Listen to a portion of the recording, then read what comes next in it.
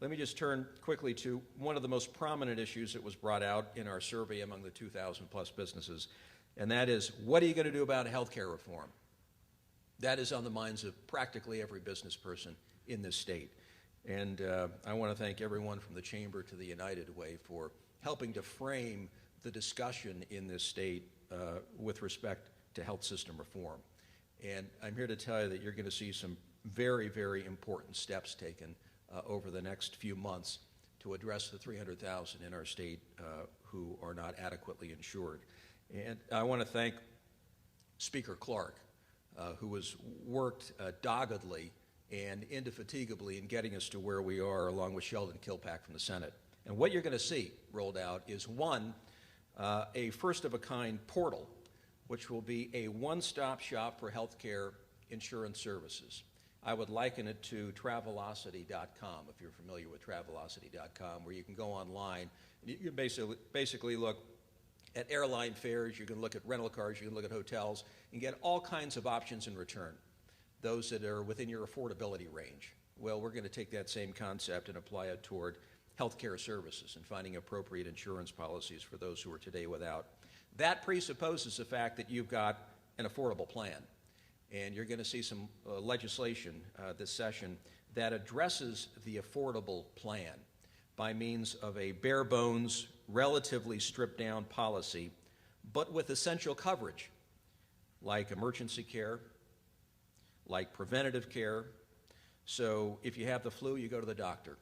I would liken it to a Toyota Tercel as opposed to a Lexus, but it will be present in the marketplace, the first ever of its kind, something that really is affordable, so we can begin closing the gap on the uninsured and reaching out to those who for too long have gone without.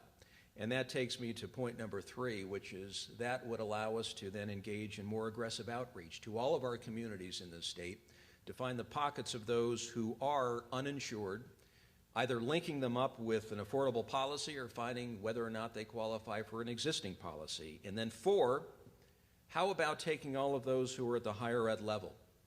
All of our students in higher education, as some schools already require, and making sure that they are covered. There are probably 10 to 20,000 students today in Utah who are not properly covered with health care insurance. Why? Because there's nothing out there that's affordable.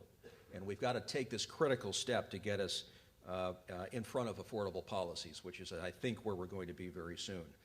$40 to $50 a month, something in that range that would allow students not too much of a burden above and beyond the tuition and books, housing, and all the other costs that they have to carry.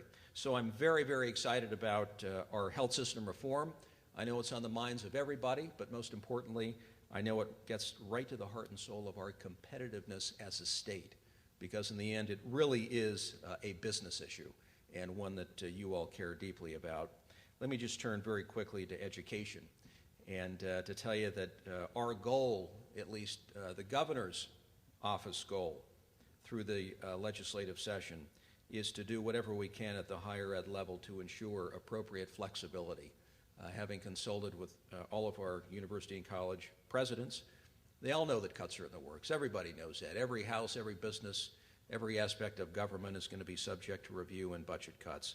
But to give them the flexibility that they need to keep some of their critical programs going, we all must recognize that. At the public ed level, we want to make sure, given the gains that we have made and the dollars that we have committed to public ed, unprecedented in the history of this state over the last few years, that any cuts protect the classrooms and the teachers.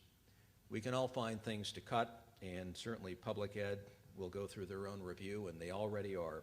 But all I would ask is that we spare our classrooms and we continue to recognize and respect our teachers for the work that they do and the compensation that they are beginning to receive, which is almost putting them to the national average.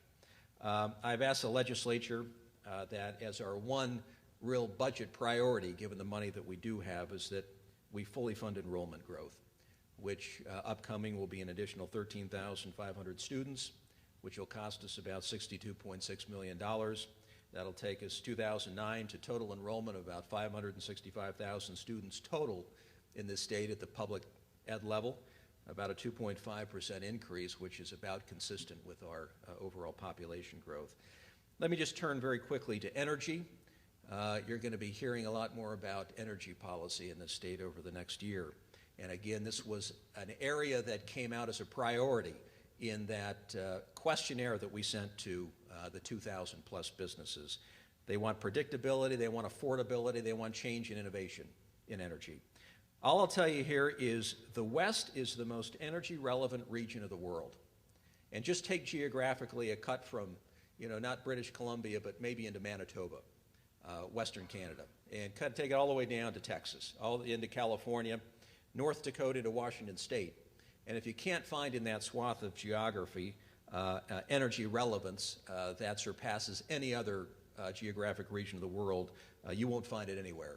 So if we're making the claim that the West is the most energy relevant region of the world, and if we're saying that Utah is the crossroads of the West, then I would take that as assuming that we are ground zero for real energy opportunities in this state. And I'm talking about all kinds of energy opportunities. Renewable energy opportunities, natural gas, coal, they are all here. And we're going to be talking about some very, very exciting projects as we progress through the year about natural gas corridors in the state on our major interstates. It's doable. All we need is a little more in the way of infrastructure, which we lack today, but we will get there. Second, talking about renewable energy zones.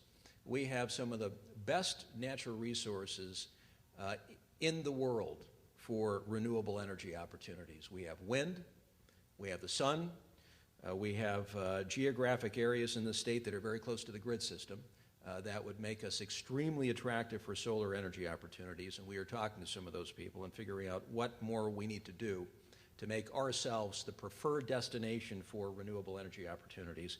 But it also means we recognize the good work of professors like Brian McPherson at the University of Utah, who's done remarkable work in the area of carbon capture and sequestration under the banner of USTAR.